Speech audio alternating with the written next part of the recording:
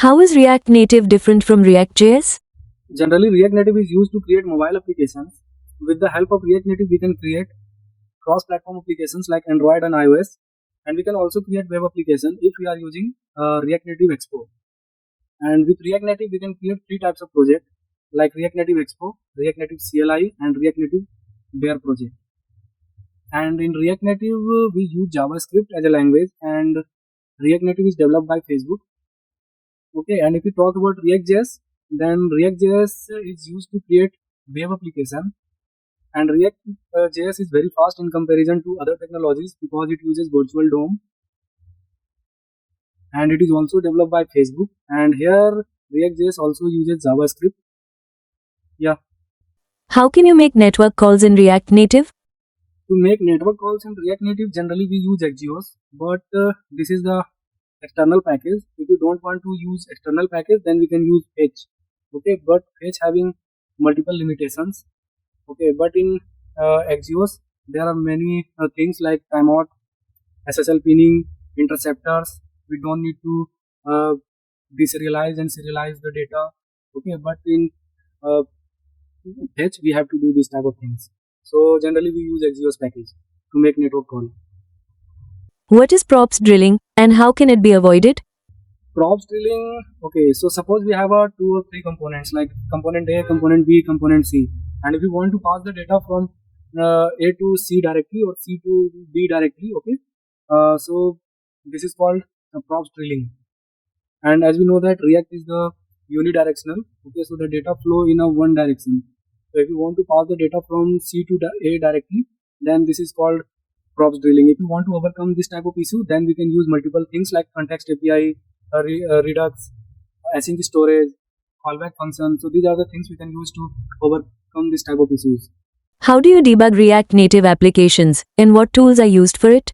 To debug React Native applications, we can use multiple tools like Clipper, React Native Debugger, Chrome DevTools.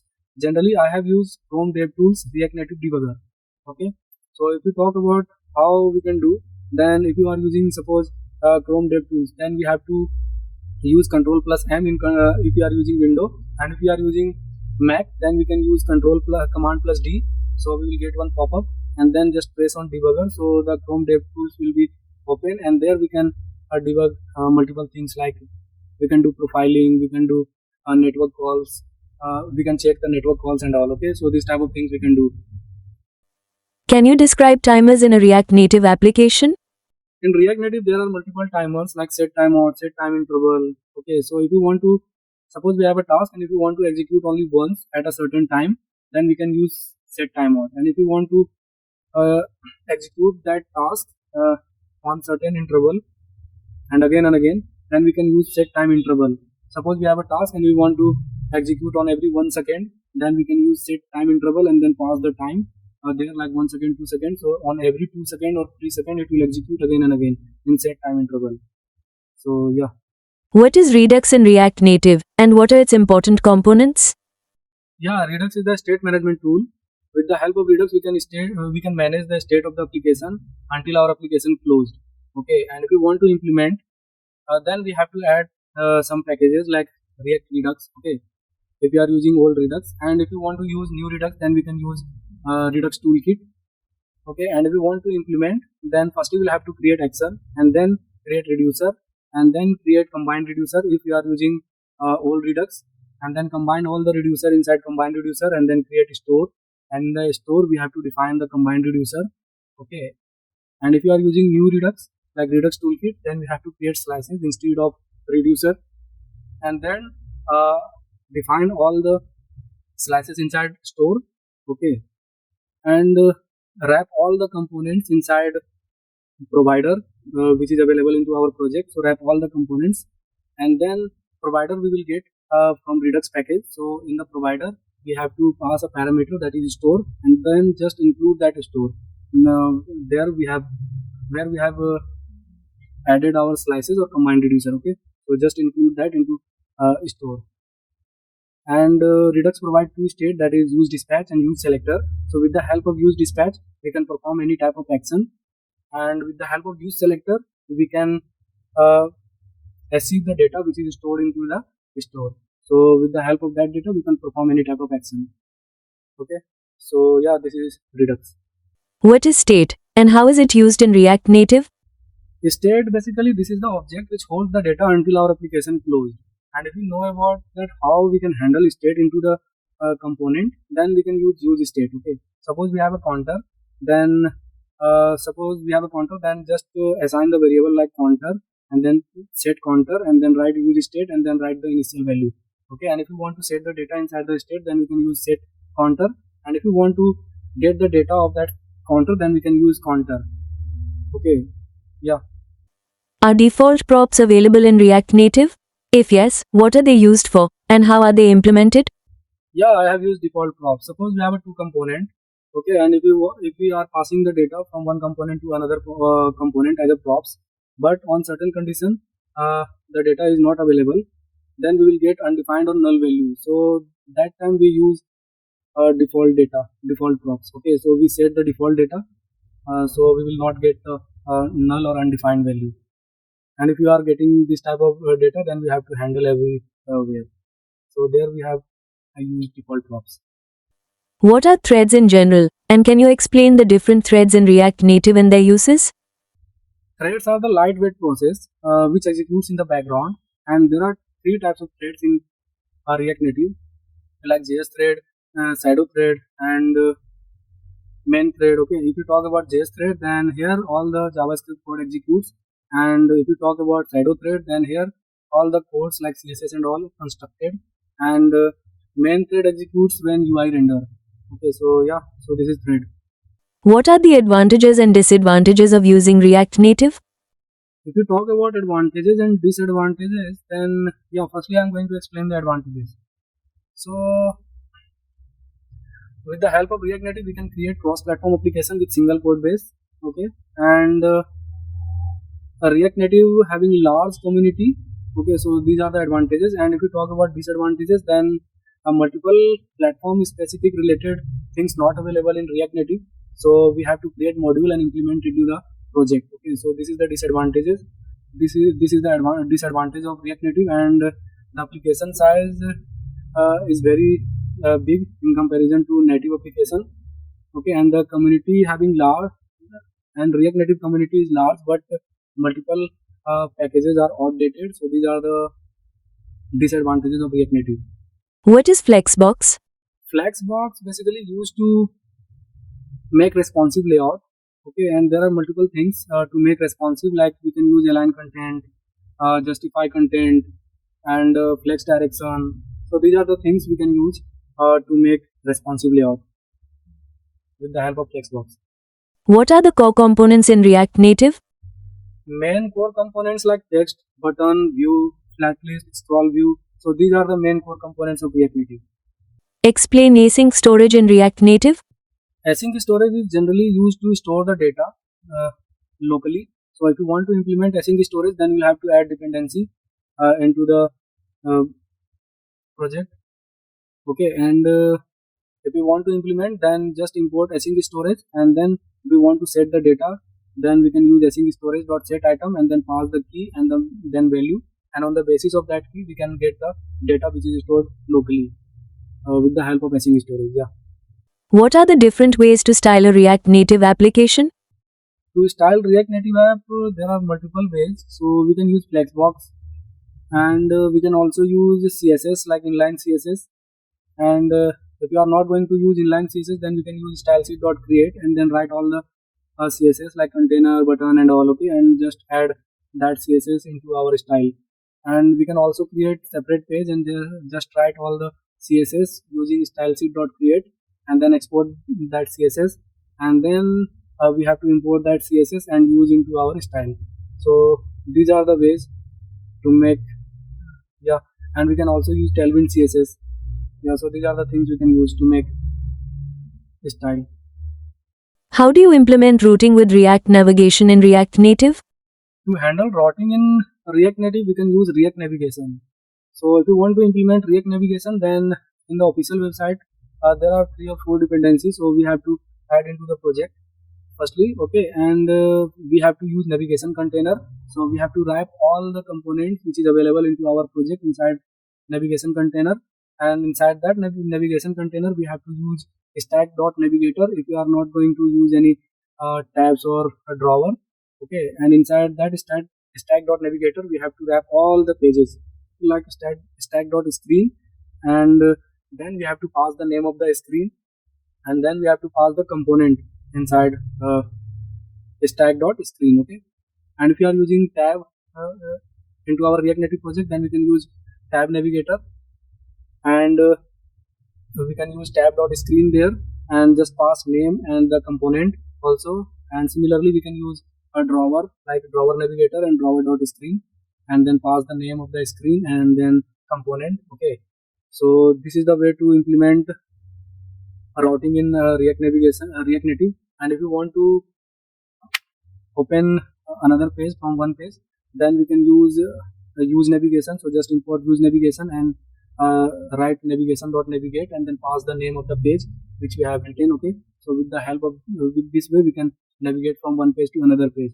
and instead of navigate we can use replace also. Okay, so the previous stack will not be there if you are using replace. And we can also use navigation dot go back. So if you want to go back to the previous stack, then we can use go back. Yeah, and if you want to use navigation dot push, then navigation dot push, it will create a new instance every time. Okay, so this way we can achieve routing in React Navigation. What is the difference between Flatlist and scroll view? So the difference between Flatlist and scroll view, suppose we have a large number of data, and if you want to populate the data, so Flatlist will be the best approach because it will load that part of the data which is visible to the user. Okay, and scroll view loads all the data at a time, so it can reduce the performance of the application if we will use scroll view instead of Flatlist. Okay, so the performance of the Flatlist is very high in comparison to scroll view, and with the help of Flatlist we can do many things, like we can implement paginations. So there are multiple props like on and on reach and on threshold. So these are the props. With the help of this we can achieve pagination also in Flatlist. And if you want to implement pagination with scroll view, then no props are there, so we have to use custom things there. Okay, so these are the things we can use, and these are the differences between Flatlist and scroll view. What are touchable components in React Native, and when should each be used? So there are multiple touchable components like touchable opacity, touchable highlight, touchable without feedback, touchable native feedback. If you talk about touchable opacity, then it will reduce the opacity when we will click on that. Okay, and when we will click on the touchable highlight, then it will change the background. Okay, and we can also pass the background color there. And if we talk about touchable without feedback, then when we will click over that, then we will not get any effect. Generally we use to handle keyboard. Okay, touchable without feedback.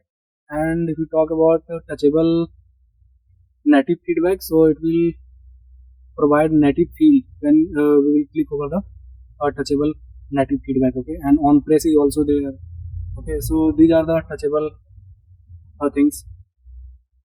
How do you create a native module for Android and iOS in React Native? Yes, I have created native module for Android and iOS both. So if you want to know about the implementation process, so firstly I am going to explain how we can implement Android side. Okay, so in Android side, firstly just open our Android project. Firstly our Android folder which is available into our React Native project into Android Studio, and then in the project we have to create one class that will be the module.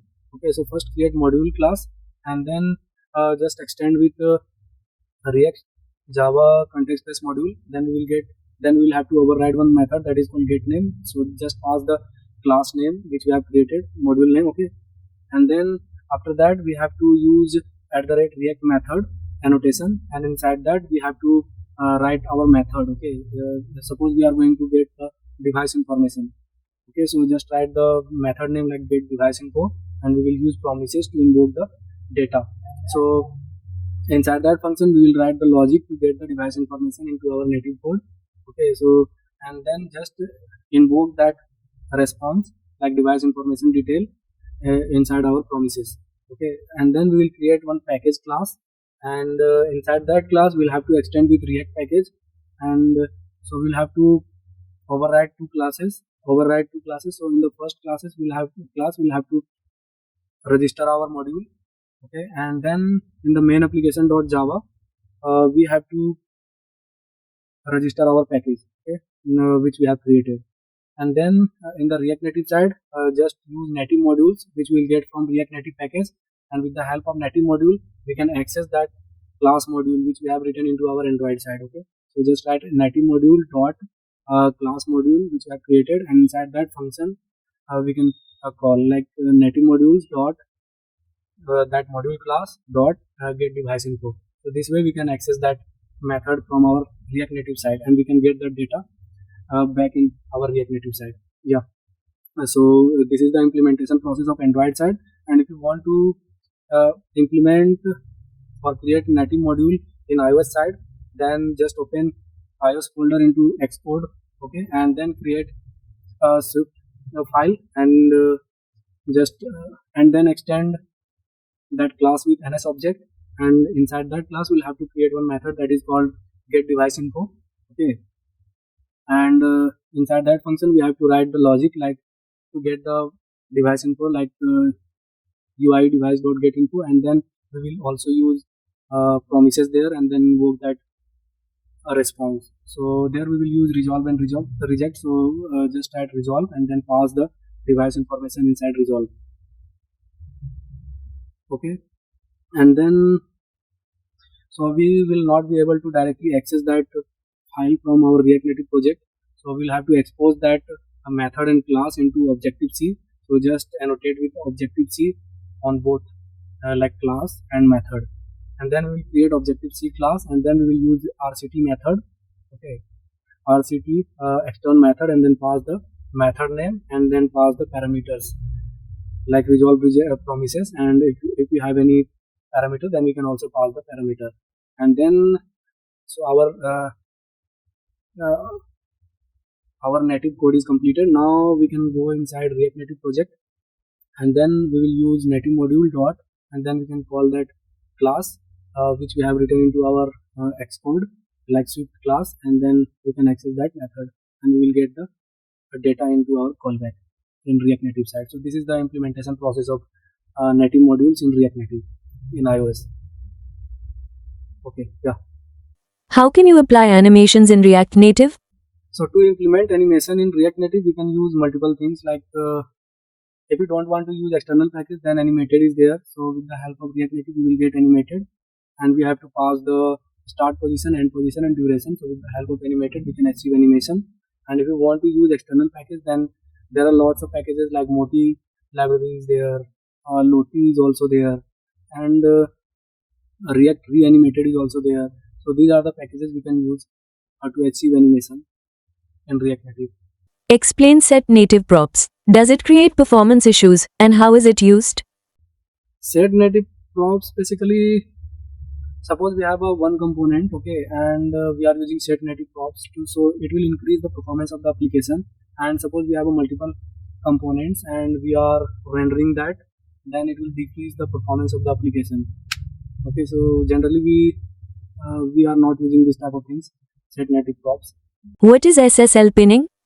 SSL pinning is the server socket layer, okay. So with the help of SSL pinning we can secure our API. So if you want to implement SSL pinning, then on both side, both native side like Android and iOS side, we have to add the certificate which we will get from the domain side, okay. And in the Android side, inside Android folder, app folder, and then main folder, and then resource folder, we have to create one folder that is raw folder, and then paste our raw certificate, okay. And in the iOS folder where the delegate file is there, then just paste that certificate, okay. And as we know that Axios support SSL pinning, so while executing our API operation in Axios, we can use that certificate. So SSL pinning is the parameter in Axios, so just write SSL pinning, and then we can pass our certificate there, okay, in SSL pinning. And in the native side, like Android side, we will have to create a network security config file, and then we have to write the domain name, okay. So on the certain domain, if the request is coming from the certain domain, then it will execute, otherwise it will not execute. Okay, so that's why we use SSL cleaning. And in the iOS side, in the info plist side, we have to mention the domain name. Okay, and in the Android side, just include that network security config file into our manifest file. Yeah, so this is the way of configuration of SSL cleaning. What is a memory leak in React Native? How can it be detected and resolved? Yes, I have faced memory leaks in React Native. So there are lots of ways of memory leakage. Suppose we have a timer into our project, okay, and they are executing again and again, and we are navigating to one screen to another screen without disposing that timer, then it will create memory leakage. Okay, and suppose any components are re-rendering unnecessarily, we are not memoizing this type of thing, then we will get memory leakage issue. And there are lots of things that can create memory leakage. If you are not properly handling like states and all, then we will also get memory leakage issue. Okay, so we have to properly handle that those type of things. And if we want to fix that type of thing, then we can use Chrome DevTools and React Native Debugger tools. So there we can do profiling and all, and we can fix this type of things. We can check whether the memory leak is going on, and then we can fix that type of things. How can you optimize a React Native application? So to improve the performance of the application, there are many ways we can do. Like we can use memoization technique, and if you are using functional component, then we can use React memo. Okay, React.memo. Okay, and if you are using class component, then we can use React.pure component. Okay, to memoize our component, so the component will not be re-render unnecessarily again and again. And in the functional component, we can use callback, use memo for to stop unnecessary rendering of function or components. And if the timer is executing again and again, then we have to properly handle that type of timers. So okay, and we have to properly handle the state also. Yeah, so these are the things. What is the process to implement push notifications in React Native? To implement push notification in React Native, firstly I'm going to explain how we can implement in Android. Okay, so firstly open Android folder of our React Native project into Android Studio, and then just open console.firebase.google.com website. Okay, and then create new project there, and then write the project name and details and all, and then click on the next, and then you will be redirected to the Firebase dashboard page. And there you will get multiple platform icons like Android, iOS, Wave. So just click on that Android icon, then you will be redirected to one page. There it will ask like package name, so just go inside Android Studio, and then open build.gradle, which is available inside app folder, and then you will have to copy the application ID which you will get in that build.gradle, and then paste into the Firebase. Okay, so this is the package name, just paste that package name and then click on next. Then you will get some dependencies like class path dependency and implementation dependency. So class path dependency you will have to add into your build.gradle, which is available inside your project. Okay, so just add those class path dependencies, and implementation dependency you have to add into the build.gradle, which is available inside app folder. Okay, so add that and apply some plugins which you will get, and then sync that project. Okay, and then click on next, and then you will be redirected to the Firebase dashboard. And after that, just go inside setting option. Okay, and then you will have to add SHA1 and 256 key. So in the Android Studio, just in the right section you will get Gradle option. So just click on that, and then write signing report. Then you will get the report like SHA1 and 256 you will get. So just copy that SHA1 and 256 key, and then paste into the Firebase. Okay, so we have successfully configured our Android project into Firebase. Okay, this is the process to implement. This is the process to configure Android into Firebase. And if you want to configure iOS, then you must have like paid account, paid Google, paid Apple Store account. So just open developer.apple.com and then create certificate and then identifier, and then you will have to set the identifier, okay, and then you have to add the devices, and then profiles we can also set, and then just open keys, and inside keys you have to generate create file, okay, and then you will get team ID also. So this team ID and a create file you will have to add into the Firebase project, okay. So just download that certificate create file, okay, from there, and in the and React Native side, just open just open iOS folder in Xcode, okay, of our React Native project, and then uh, open Firebase, and then just add application there, okay, and then select iOS configuration, and then you will be redirected to one page. There it will ask like bundle ID, so just write the bundle ID of your iOS application, which you will get in general tab in Xcode, and in the Xcode you will have to add that account, okay, add that Apple account, okay, and then in the Firebase account you will have to upload that create file which we have generated, okay, and then we have to add that team ID, then save that, okay, and just download Google playlist file for iOS, and for Android you will have to download Google services.json file and then add into the app folder in Android side, and in iOS side you will have to include inside your project where the delegate file is available, okay. So just paste your Google playlist file there, and then so this is also